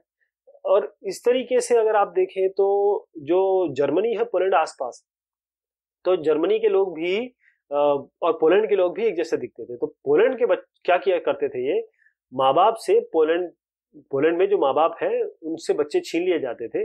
फिर इनका बाकायदा टेस्ट होता था, इनका नस्ल विशेषज्ञों के पास जाता था ये लोग, मतलब इनका जो नस्ल है उसकी छानबीन होती थी। अगर ये नस्ल इनकी अच्छी होती थी तब तो इनको पाला जाता था, जर्मन परिवारों को दे दिया जाता था, जिसे फॉस्टर परिवार कहते हैं। और अगर ऐसा नहीं है, अगर वो इस लायक नहीं निकलते थे, तो उनको अनाथ आश्रम में डाल दिया जाता था, या फिर आप जानते ही हैं कि उस समय क्या होता था, मार दिया जाता था। तो जनरल गवर्नमेंट के कुछ बहुत विशालतम घेटो जैसे दड़बे और जो गैस चैम्बर है इसलिए थे, और वहां पर यहूदियों को बड़े पैमाने पर मारा जाता था, जैसे कि मैंने आपको ये चित्र में दिखाया। अब ये मौत का सिलसिला ना, इसका बड़ा स्टेप वाइज काम हुआ है इसके पीछे। पहली चीज तो है कि इनका बहिष्कार किया गया। जितने भी लोग थे, जैसे यहूदी थे या बाकी लोग जिनको जर्मन, या फिर जर्मनी की बात नहीं कहूंगा, जर्मन लोग सब एक जैसे नहीं थे, नात्सियों की बात की जा रही है यहाँ पे। जो नात्सी थे, पहली बात तो उन्होंने देखिए कि ये कहा कि यहूदी व्यवसायों का पहले तो बहिष्कार कर दिया जाए, सरकारी सेवाओं से यहूदियों को निकाल दिया जाए, और यहूदियों की या फिर ज्यूज की जो संपत्ति है की जब्ती कर ली जाए और उनकी बिक्री कर दी जाए, और उनके जो प्रार्थना घर है जिनको हम सिनेगॉग कहते हैं उसको जला दिया जाए। तो ये देखिए, एक पार्क में बेंच रखी है, यहाँ पर लिखा है केवल आर्य बैठ सकते हैं, यानी केवल जर्मन जो नाथसी जिन्हें मानते थे कि इनकी नस्ल अच्छी है वो बैठ सकते थे। यहाँ पर एक चित्र है, इसमें एक संकेत दिया हुआ है कि ये जो एक बीच है समुद्री स्नान के लिए, यहाँ पर कोई भी यहूदी नहीं है, यहूदी फ्री है, ज्यू फ्री है। तो यहूदियों का जो हाल हुआ था, ज्यूज का हाल हुआ था, वो इस तरीके का था। आप इस चित्र से देख पा रहे हैं, कुछ नहीं है इनके पास। अब ये पहला चरण था कि पहले इनको बहिष्कार किया जाए। ये 1933 से 1939 तक चला। उसके बाद आया समय 1940 से 44, इसे कहते हैं घेटोइजेशन, मतलब दड़बे में डाल देना। अब दड़बे में डालना मतलब एक तो उन्होंने बहिष्कार कर दिया, उसके बाद उनको घेटोज में यानी कि बिल्कुल अलग थलग कर दिया। जब बहिष्कार कर देंगे तो क्या होगा कि अपने आप घेटोइजेशन हो जाएगा। जैसे अगर हिंदुस्तान की बात में करें, हिंदुस्तान का इलाका देखें, हिंदुस्तान में जो मुस्लिम्स हैं और जो निचली जाति के लोग हैं वो हमेशा अपने अपने इलाकों में रहते हैं, इनको घेटोइजेशन कर दिया गया है। मुस्लिम कभी भी मेन स्ट्रीम में नहीं आ सकता, या फिर मेन पब्लिक में, या फिर नॉर्मल समाज में नहीं रह सकता, वो अपने ही इलाके में रहता है। इसी तरीके से जो छोटी कास्ट के जिसको माना जाता है वो अपने इलाकों में रहते हैं, वो कभी भी मेन इलाके में नहीं आ पाते। यही इसे ही घेटोइजेशन कहता है, जो कि बहुत बड़ी समस्या है। अब तीसरा जो चरण था वो था सर्वनाश। देखिए आप, ये शब्द को कहते हुए भी अगर आप सोचें, जिनको ये हिस्ट्री जिन्होंने पढ़ी है, जिन्होंने ये सब लिखा हुआ है, उन्होंने ये देखा है, और हम तो केवल पढ़ रहे हैं, जिन्होंने ये देखा है उनका क्या हाल हुआ। अब इन्होंने कहा फाइनली तीसरा चरण 1941 के बाद कि अब तुम्हें जो रहने का अधिकार नहीं। अब देखिए ये यहाँ पर वायर लगे हैं जिसमें करंट है, किसी ने दौड़ने की कोशिश की तो किस तरीके से वो मर जाते थे। ये गैस चैम्बरों के बाहर कपड़े हैं, ये जूते हैं, ये यातना ग्रह है, और ये सब इसलिए बनाए गए थे कि इनकी मास किलिंग की जाए, मतलब ग्रुप्स मिला ला के हजारों की तादाद में इनको मारा जाए। किनको? यहूदियों को, ज्यूज को। एक शब्द आएगा हॉलोकॉस्ट, उसके बारे में भी बात करेंगे हम लोग। कई चीजें इस पे बनी है, कई किताबें इस पे लिखी गई है। अब नाज़ी जर्मनी की बात नहीं हो रही। जर्मनी एक अच्छा देश है, आज भी बहुत टॉप देश है, बहुत डेवलप्ड देश है। लेकिन जो नाज़ी का समय था उसमें जर्मनी में युवाओं की क्या स्थिति, तो युवाओं की स्थिति कुछ इस तरीके से थी। इन चित्रों से मैं आपको बताऊंगा कि अब देखिए हिटलर बहुत अच्छा बोलता था, ठीक, लोगों को सब्ज बाग दिखाता था, तो युवा जो थे वो उसके प्रति बड़े आकर्षित थे। उसका मानना ये था कि हिटलर का कि एक शक्तिशाली जो नाज़ी समाज है अगर उसकी स्थापना की जाए तो बच्चों से, या कहें कि स्कूलों से, या बचपन से उनमें भुट्टी ये पिलानी पड़ेगी, किसकी? इन नेशनलिज्म की, इन सब चीजों की। तो नाज़ी उन्होंने क्या किया कि अब एक तो इस पे कंट्रोल ले लिया, स्कूल में सफाई हो जाए, शुद्धिकरण हो जाए। ये सफाई वो नहीं कि कचरा हटाना है, ये सफाई किसी और तरीके की है। तो सबसे पहले जो यहूदी है या फिर कोई ऐसा राजनीतिक रूप से अगर अविश्वसनीय आदमी दिखाई दे रहा है जो शिक्षक है, पहले उसको हटा दिया जाता था या मार दिया जाता था। बच्चों को बिल्कुल अलग अलग बिठाया जाता था, यानी कि जर्मन और जो यहूदी बच्चे हैं अलग अलग बैठते थे, साथ में खेलते भी नहीं थे। बाद में जो अवांछित बच्चे जिनको जो यहूदी है या जिप्सी है या कोई बच्चा विकलांग है, उसको स्कूल से निकाल दिया जाता था। और 40 का दशक जो था उसमें तो वाकई में इन सबको ले जाके गैस चैम्बर में झोंक दिया जाता था कि मारो इनको। जो अच्छे जर्मन बच्चे हैं उनको बहुत जबरदस्त प्रक्रिया से गुजरना पड़ता था, बड़ी लंबी प्रशिक्षण की ये या ट्रेनिंग की प्रक्रिया थी। तो स्कूली पाठ्यक्रम जो है, किताबें हैं, बड़ी अपने हिसाब से इन्होंने लिख दी। इन्होंने क्या किया कि नस्ल के बारे में जो इन्होंने अपनी बात कही उसको बाकायदा एक नस्ल विज्ञान का एक टॉपिक या फिर कहें एक पाठ्यक्रम बना दिया। और फिर उसके बाद ये देखा कि उन्होंने हर जगह ये बताने की कोशिश की कि वो किसके प्रति आज्ञाकारी बने या वफादार बने, हिटलर के प्रति, और किससे नफरत करें, केवल यहूदियों से। सारी जो कहानी है, जो सारी जो इनका प्रशिक्षण था वो उसी तरीके से था। अब मैं अगर आपको चित्र दिखाऊं तब आप समझ पाएंगे कि ये यहूदी विरोधी विषयों की पढ़ाई को दर्शाता एक चित्र है कि जो भी दिखाया जा रहा है उसमें यहूदियों को के खिलाफ बच्चों में ये भावना भरी गई। यहाँ पर यहूदी और बच्चे, यहूदी शिक्षक और यहूदी विद्यार्थी जा रहे हैं और बाकी लोग नाच गाना कर रहे हैं। अब इनकी हालत देखिए, ये नाज़ी में उस समय होता था। अब अच्छे जर्मन कैसे बनेंगे भाई? उनका हिटलर का मानना था कि मुक्केबाजी हो, फौलादी बच्चे बने, ताकतवर हो, मर्दाना हो, और सबसे बड़ी चीज थी कि राष्ट्रीय समाजवाद, जैसे नेशनलिज्म की भावना है, वो इनमें भरी जाए। तो 10 साल की उम्र में बच्चों को युग फॉर्म इसमें डाला जाता था। जब ये 14 साल के हो जाते थे तो उनको हिटलर का जो संगठन है उसमें, युवा संगठन, उसकी सदस्यता लेनी पड़ती थी, उसमें आना पड़ता था। किनको? जो बच्चे 14 साल के हो गए। अब यहाँ पर उनको युद्ध के बारे में, आक्रामकता के बारे में, हिंसा के बारे में, लोकतंत्र की मतलब खासतौर पर लोकतंत्र यानी डेमोक्रेसी की निंदा करनी चाहिए, यहूदियों की निंदा होनी चाहिए, और वो बताते थे कि कौन से अवांछित पक्ष हैं। उसके बाद 18 साल में वे लेबर सर्विस यानी कि श्रम सेवा देते थे, और इसके बाद उन्हें सेना में काम करना पड़ता था। और किसी न किसी, ये जरूरी था इनके लिए कि जो नाज़ी संगठन है उसकी सदस्यता इन बच्चों को, या जो बच्चों से बड़े हो गए 18 साल की तरफ आ गए, उनको लेनी पड़ती थी। एक यूंग फोंग करके एक शब्द आया है इसमें, तो 14 साल से जो कम उम्र वाले बच्चे हैं उनके लिए जो नाज़ी युवा संगठन था उसका नाम है। अभी अलग अलग स्रोत हैं जिससे बाकायदा बताया गया है कि कहाँ क्या क्या होता था उनके साथ, इसको जरूर आप देखिएगा। यहाँ पर मैं एक चित्र दिखाता हूँ, बड़ा हृदय विदारक चित्र है। ये यहूदी बच्चे हैं जिनको थोड़ी ही देर में मार दिया जाएगा, ये गैस चैम्बर में इनको डाल के मारा जाएगा। अब वो बच्चे दिखा रहा हूं मैं आपको जो हिटलर चाहते थे कि ये बड़े ब्लॉन्ड आर्य समाज वाले, इनके आर्य समाज वाले, और जो पोलैंड में जिनका जब कब्जा हो गया तो माँ बाप से बच्चे ले लिए जाते थे, उसका एक चित्र है।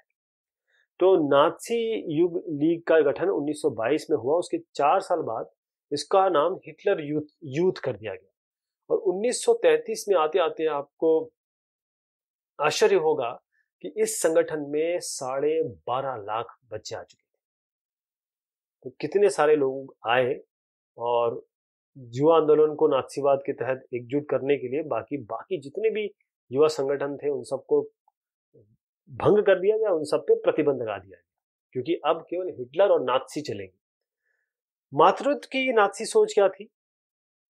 अब नाथसी जर्मनी में हर बच्चे को यही सिखाया जा रहा था कि औरतें बुनियादी तौर पे जो मर्दों से अलग होती हैं, भिन्न है।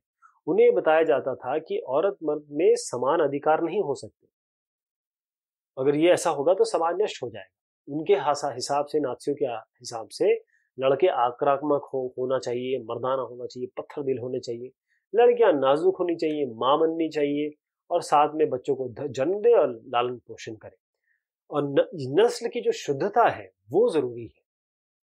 ये औरतों का काम है कि नस्ल जो है वो शुद्ध रहे उनका। तो इसमें जो नाथसी मूल्य मान्यताएं सिखाने के लिए मां को दायित्व सौंपा गया। तो 1933 में हिटलर ने क्या बात कही थी, इसको सुन के बड़ा आश्चर्य होगा आपको, कि मेरे राज्य की सबसे महत्वपूर्ण नागरिक मां है, लेकिन जो माओं का के साथ बर्ताव होता था वो बहुत गलत था। कि अगर माताएं या माँ अच्छे नस्ल के बच्चे पैदा करती थी तो उनको इनाम दिया जाता था, लेकिन अगर वो अवांछित बच्चे पैदा करती थी, मानसिक और शारीरिक रूप से अगर वो किसी दिक्कत में होते थे और पैदा होते थे, तो फिर उसके बाद आप समझ सकते हैं उनके साथ क्या किया जाता था। तो तमगे उमगे देते थे ये लोग, अगर जैसे, और अगर अच्छे बच्चे पैदा किए और बहुत सारे बच्चे पैदा किए, जैसे 4 बच्चे जो पैदा करती थी माँ, उनको कांसे का तमगा मिलता था, पदक। 6 बच्चे जो पैदा करती थी उनको चांदी का, और जो 8 बच्चे पैदा करती थी उनको तो सोने का तमगा दे दिया जाता था। और जो ये औरतें उल्लंघन करती थी, जो मतलब जो आचार संहिता इन्होंने लगा रखी थी, उसकी अगर वो औरतों की सार्वजनिक रूप से निंदा की जाती थी, क्योंकि वो मतलब वैसी चीज क्रिएट नहीं कर पा रही है जैसा चाहते थे। तो बहुत सारी औरतों को गंजा करके मुंह पे काली पोत के तख्ती लटका के उनको घुमाया जाता था, और इसमें लिखा होता था कि मैंने राष्ट्र के सम्मान को मलिन किया है, गंदा किया है। अब इनको औरतों को सजा दी गई, और परिवार भी छीन लिया गया, नागरिक सम्मान भी छीन लिया गया। अब इसमें एक बात आती है कि प्रचार की कला। इन्होंने क्या किया, नाथसियों ने और हिटलर ने, उनको बड़ा अच्छे से पता था कि अगर हम प्रोपेगेंडा करें, यानी कि हम प्रचार करें, तो जो प्रचार है उसका माध्यम बहुत अच्छे से इन्होंने यूज किया। इन्होंने क्या किया, बड़े नए शब्द इजाद किए। हत्या और मौत इनके किसी भी जो सरकारी या अधिकृत दस्तावेज में है ही नहीं। उन्होंने कहा कि जो सामूहिक हत्याएं हो रही हैं उसका नाम उन्होंने दिया विशेष व्यवहार, अंतिम समाधान, मतलब अब मार दिया जाएगा। यूथनेजिया, जो विकलांग है उनको मारने के लिए यूथनेजिया। और उसके बाद चयन और संक्रमण मुक्ति ये शब्द यूज किए। इवैक्यूएशन का मतलब था कि लोगों को गैस चैम्बरों में ले जाना है, और इन गैस चैम्बरों को संक्रमण मुक्ति क्षेत्र कहा जाता था। और गैस चैम्बर एकदम स्नानागार जैसे हमारा बाथरूम में वैसे दिखाई देता था, उसमें बाकायदा फव्वारे लगे हुए थे। अब शासन जो है उसमें उनको समर्थन तो चाहिए, तो मीडिया का बड़ा अच्छा उपयोग किया। तस्वीर, फिल्म, रेडियो, पोस्टर, इसमें ऐसी चीज दिखाई गई पोस्टरों में, जर्मनों के जो दुश्मनों की जो रटी रटाई छवियां दिखाई जाती थी, मजाक उड़ाया जाता था। कहने का मतलब है समाजवादी जो उदारवादी है उनको कमजोर और पथभ्रष्ट तत्वों के रूप में सामने पेश किया जाता था, शैतानों के रूप में किया जाता था। तो बहुत, अगर आप देखें कि एक द इटर्नल ज्यू, ये अक्षय हिंदी, ये एक फिल्म थी जिसमें उन्होंने अपना प्रोपोगंडा पेश किया। और जो दाढ़ी बढ़ाए हैं, जो काफ्तान यानी कि चोगा पहने हुए हैं, जो जो कि ज्यूज होते हैं उस तरीके से, उनको भी ऐसा दिखाया गया कि ये सबसे गलत लोग हैं। उनको केचुआ, चूहा, कीड़ा, पता नहीं क्या क्या कहते थे।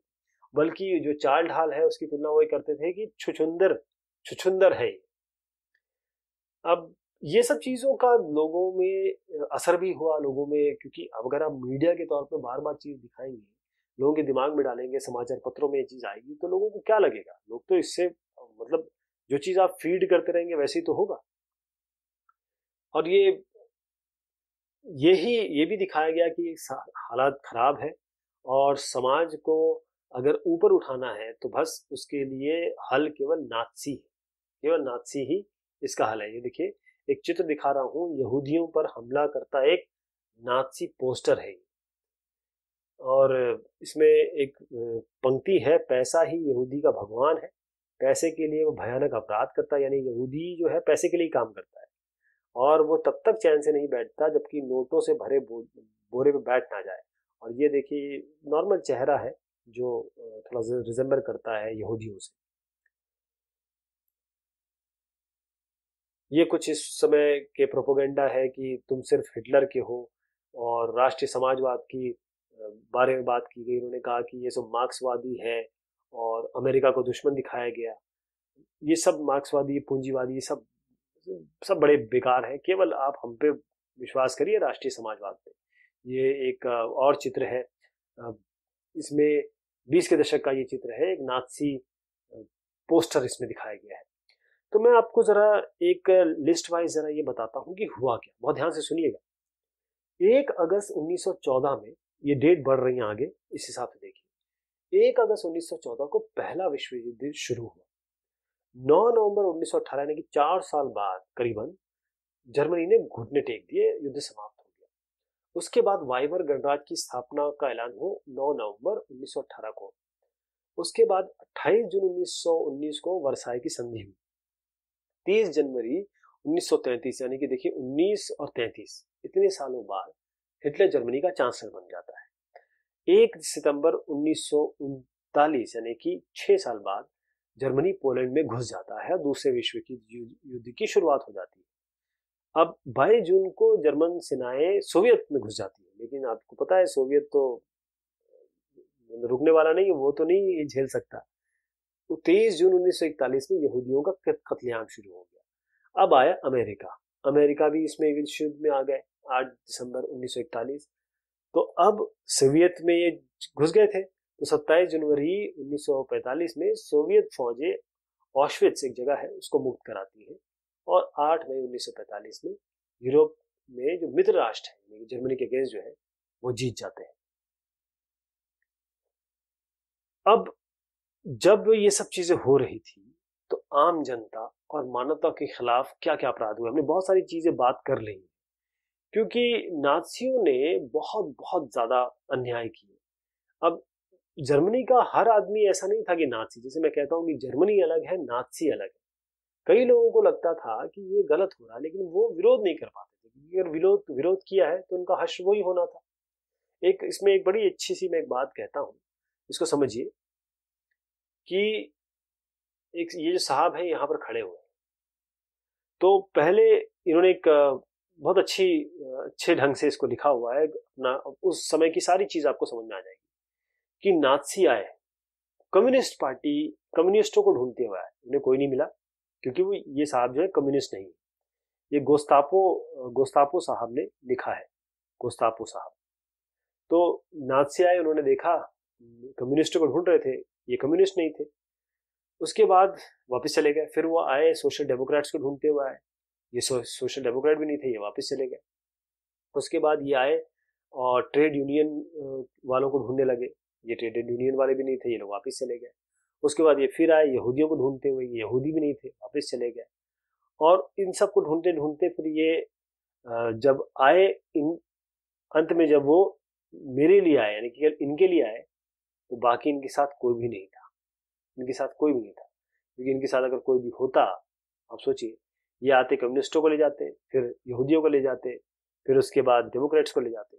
तो ये इनका काम ये था। तो इसका मतलब ये है कि बड़े बहुत गंभीर समय हाल था उस जगह का। ये एक चित्र है जिसमें जो वारसा घेटों में के जो निवासी हैं, उन्होंने दस्तावेज इकट्ठे किए और ये दूध का कनस्तर है, दूध के टिनों में डाल दिए। और उसके बाद बहुत सालों बाद 1950 में लोगों के हाथ लगाए और उससे पता चला कि क्या क्या हुआ था। तो कई चीजें ऐसी हुई इसमें, कई लोगों ने, जैसे थर्ड राइख ऑफ ड्रीम्स, ये सब चीजें लोगों ने बनाई हैं। जो शार्लट बेरोट साहब थे, उन्होंने अपनी डायरी में, लेकिन मेरे कहने का तात्पर्य बस ये कि लोगों ने अपनी चीजें इसमें बताई, दिखाई। और कई जो उसमें ऐसे थे कि ये कहते थे कि मुझे बस ना, जब एक बार युद्ध खत्म हो जाए ना, मुझे आधे घंटे का समय दे देना ताकि मैं बता सकूं कि हमारे साथ क्या हुआ है। वो किन किन ने कहा था, कैसे हुआ था, ये देखिए इसमें, ये लाइन देखिएगा।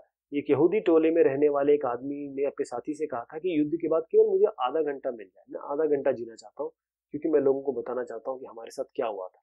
क्योंकि जब सब हो रहा था, तो किसी को पता नहीं था कि होलोकॉस्ट चल रहा है। अभी होलोकॉस्ट क्या था, महाध्वंस क्या था। अभी तक जर्मनी की बात बाहर इतनी अच्छे से नहीं पहुंची थी, धीरे धीरे लोगों को पता चलने लगा वहां क्या रक्तपात होता है, कैसा दमन हो रहा है। और जब जर्मन समाज तो मलबे में दबे एक पराजित राष्ट्र की तरह हो गया, जब द्वितीय विश्व युद्ध में इनकी हार हुई। लेकिन उसके बाद इस दरमियान जो होलोकॉस्ट हुआ, यानी कि कत्लेआम हुआ, उसको महाध्वंस कहते हैं।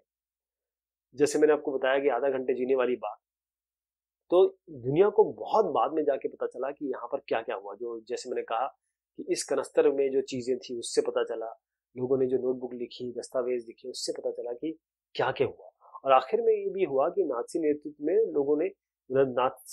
ने क्या किया, लोगों को कर्मचारियों को पेट्रोल बांटना शुरू कर दिया कि सब कुछ जला दो, कुछ ना बचे। तो ये स्मृति लेख, साहित्य, वृत्तचित्र, शायरी, स्मारक, संग्रहालय, इसमें सब कुछ है।